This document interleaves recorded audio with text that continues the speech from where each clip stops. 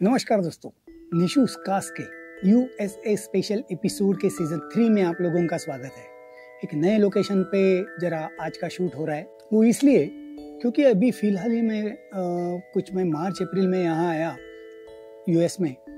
तब मैंने एक न्यूज़ सुनी थी, वो ये कि इंडिया में बर्बन विस्की यानी अमेरिकन विस्की जो है वो रेट कम होने वाले है, वो सस्ती होने वाली है। उसका रीजन है अमेरिकन विस्कीज पे जो इम्पोर्ट टेरिफ है वो कम हो गया है, यानी कि import duties on American whisky has been slashed from 150% to 50%। और इसी वजह से इंडिया में अमेरिकन विस्कीज यानी जो हम लोग बर्बन विस्की कहते हैं या तो टेनेसी विस्की कहते हैं, उसके रेट्स कम होने वाला है। तो मैंने सोचा क्यों ना मैं यूएस में ही हूँ तो आप लोगों तक ये बात पहुंचाऊं, ये इंफॉर्मेशन पहुंचाऊं कि what is bourbon whisky, what is Tennessee whisky and इसके अलग अलग ब्रांड्स कौन से हैं जो कि आप इंडिया में लॉन्च होने के बाद यानी नए ब्रांड्स आने के बाद उनको बाय कर सकते। तो इसीलिए आज का वीडियो एंड तक देखिए, बहुत इंफॉर्मेटिव है, अच्छा है और आपके फायदे का। और जो आप चैनल पे नए हैं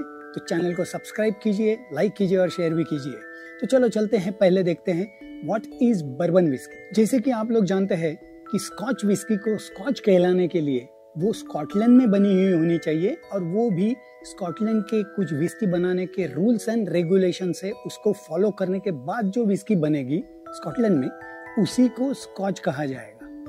तो वैसे ही सिमिलरली बर्बन विस्की कहलाने के लिए वो यूएसए में ही बनी हुई चाहिए और वो भी यूएसए के विस्की बनाने के कुछ रूल्स और रेगुलेशंस है जो कि alcohol and tobacco tax and trade bureau set करता है और उन्हीं के क्राइटेरिया से जो विस्की अमेरिका में बनी है उसी को बर्बन विस्की कहलाता है।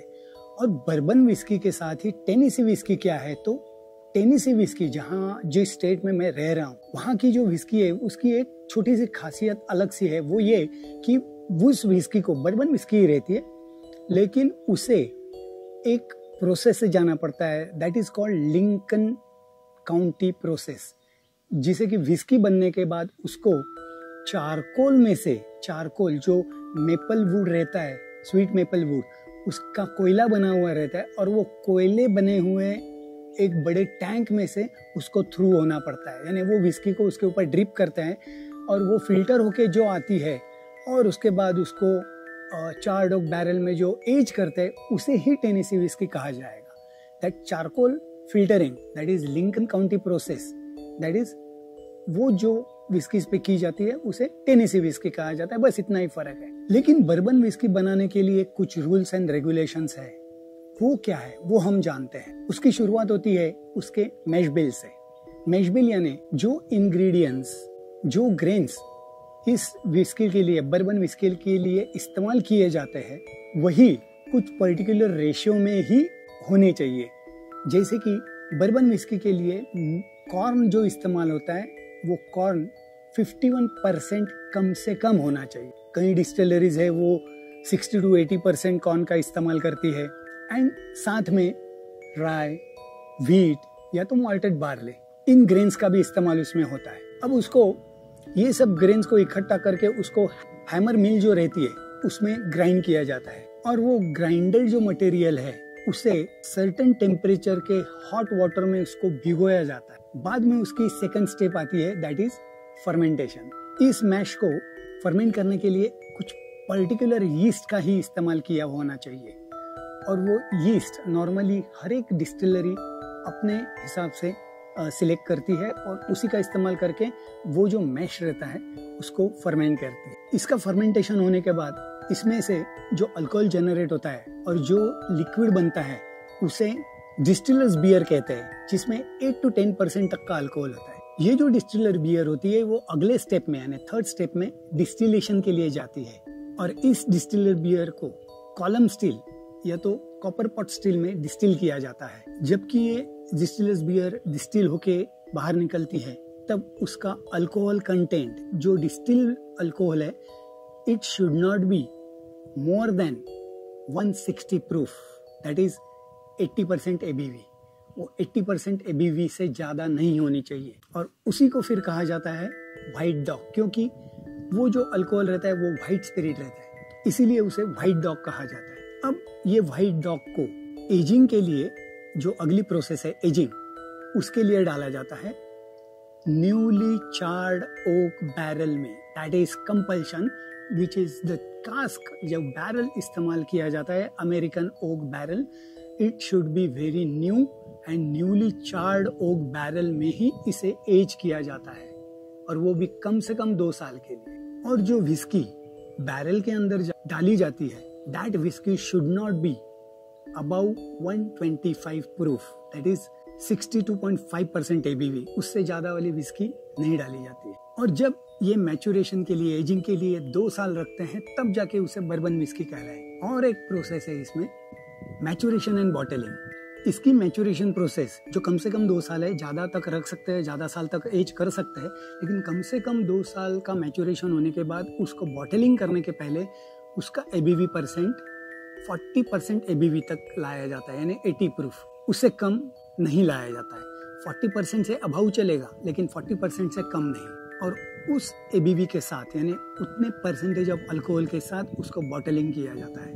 और फाइनल क्राइटेरिया, फाइनल कंपल्शन ये है कि विस्की बनते टाइम या तो विस्की बनने के बाद बॉटलिंग होने तक उसमें no artificial flavouring and no colour added, compulsory उसे नहीं ऐड करना है।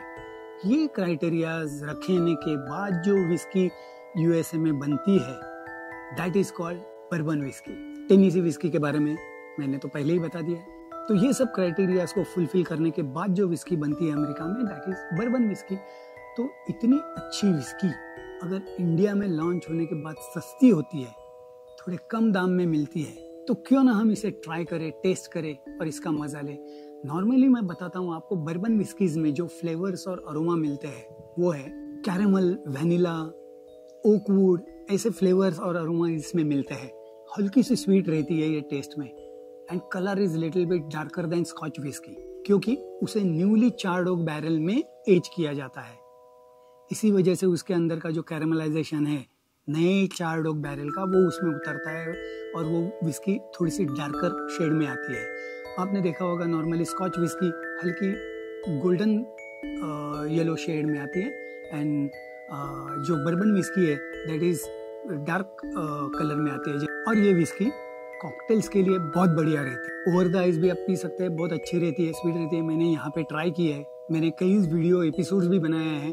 कुछ विस्कीज के ब्रांड्स के नाम मैं अभी बताता हूँ आपको, और यहाँ का अमेरिका में जो टोटल वाइन एंड स्पिरिट्स है उसके रेट्स भी मैं आपको बताने वाला हूँ, ताकि आप कंपेरिजन कर सको कि इंडिया में ये क्या रेट में अब मिल रही है और यहाँ पे क्या रेट्स है।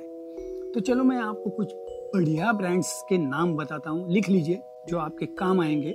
उसमें से कई ब्रांड तो आप लोगों को पता रहेंगे। One is makers mark, second is Jim beam, and Tennessee whisky में आप जैक डैनियल का नाम तो सुनते होंगे या तो आपने टेस्ट भी की होगी। तो चलिए देखते हैं कुछ बर्बन विस्कीज के ब्रांड और कुछ टेनेसी विस्कीज के ब्रांड। आप जैसे कि जानते हैं मेकर्स मार्क, जो मेकर्स मार्क है वो यहाँ पे 41 to 42 US डॉलर्स में मिलती है। 750 ml की बॉटल, ऑफ कोर्स जो मैं बताने जा रहा हूँ वो सब 750 ml की बॉटल का ही रेट रहेगा।